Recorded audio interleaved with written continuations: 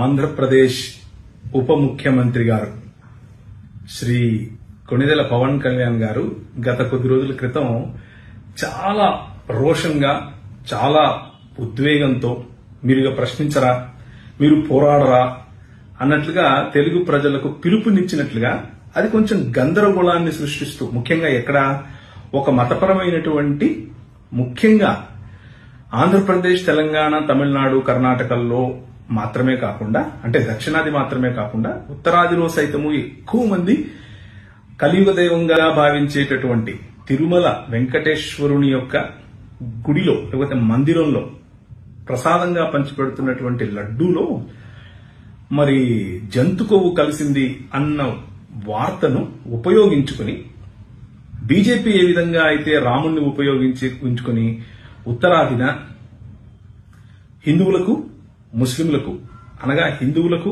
మరియు హిందూయేతరులకు మధ్య గొడవలు పెట్టారు. అదే పంధాలో 2024వ సంవత్సరంలో పదవిలోనికి రాగానే పదవి వారిదని, బాధ్యత వారిదని తెలిసి కూడా గౌరవనీయులు ఉప ముఖ్యమంత్రి గారు ప్రజలకు పిలుపునివ్వటం, ఆ ప్రజల పిలుపునందుకుని ప్రజలు ఎక్కడ గందరగోళానికి గురై ఒకరికొకరు తన్నుకు చస్తారో అన్న ఆందోళనలో తెలుగు ప్రజలు ఉన్నప్పటికీ తెలుగు ప్రజలందరికీ కూడా జోహార్. మీ సహనం, మీ యొక్క ఐక్యతను గురించినటువంటి పాఠం మన తెలుగు రాష్ట్రాల్లో ఉన్నటువంటి నాయకులందరూ నేర్చుకుంటే ఎంత బాగుంటుంది.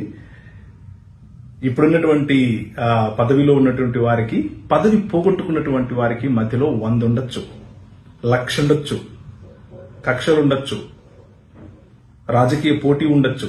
కానీ ప్రజలను ఇన్వాల్వ్ చేయటం, ప్రజలను రెచ్చగొట్టడం, ప్రజల ద్వారా మీ పబ్బం గడుపుకోవాలనుకోవటం ఎంతవరకు సబబు అన్న ప్రశ్నను ఈరోజు గౌరవనీయులు ఉప ముఖ్యమంత్రి గారు మాట్లాడినటువంటి మాటకు ఏమాత్రం స్పందించకుండా, ఎక్కడా ఏ ఒక్క ఘటన జరగకుండా కలిసిమెలిసి ఉంటున్నటువంటి తెలుగు ప్రజలకు మళ్లీ ఒకసారి జోహార్. అలాగే గౌరవనీయులు రాష్ట్ర ముఖ్యమంత్రి చంద్రబాబు నాయుడు గారు, మీరు మీ హయాంలో ఇలాంటివి జరగకుండా చూసుకుంటారు అని నేను భావించాను. ఒకవేళ మీరు అలాంటి స్టెప్ ముందుకు తీసుకోకపోయినప్పటికీ ప్రజలు చూసారా ఎంత చక్కటి సందేశం ఇచ్చారో. మేము ఒకటి, ఇందులో రాజకీయం కనిపిస్తోంది కానీ క్రైస్తవులు, ముస్లింలు, హిందూయేతరులు చేసింది ఏమీ లేదు అని స్పష్టంగా నిగ్గు తేల్చి చెప్పారు. మనం నేర్చుకోవాల్సింది ఉంటే నేర్చుకుందాం. అలాగే క్రైస్తవ ప్రజలకు రెచ్చగొట్టే మాటలు రాజకీయ నాయకులకు కొత్త కాదు. వాళ్ళు రెచ్చగొడతారు. అనవసరంగా రెచ్చిపోయి వారు గీస్తున్నటువంటి ముగ్గులో కూర్చోనందుకు హిందువులకు, ముస్లింలకు, క్రైస్తవులకు జోహార్.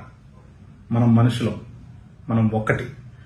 తెలుగువారందరూ, ప్రపంచవ్యాప్తంగా ఉన్న తెలుగువారెవరూ స్పందించకుండా, ఎటువంటి అలజడులు లేవకుండా, ఎటువంటి ఇబ్బందులు రాకుండా తెలుగు ప్రజలు కలిసి ఉండేటటువంటి ఒక మంచి నిర్ణయం, తెలుగు ప్రజలు కలిసి ఉండేటటువంటి ఒక మంచి సంకేతం పైన ఢిల్లీ నుంచి కింద గల్లీ వరకు అందరికీ చెప్పారు. చూసారా?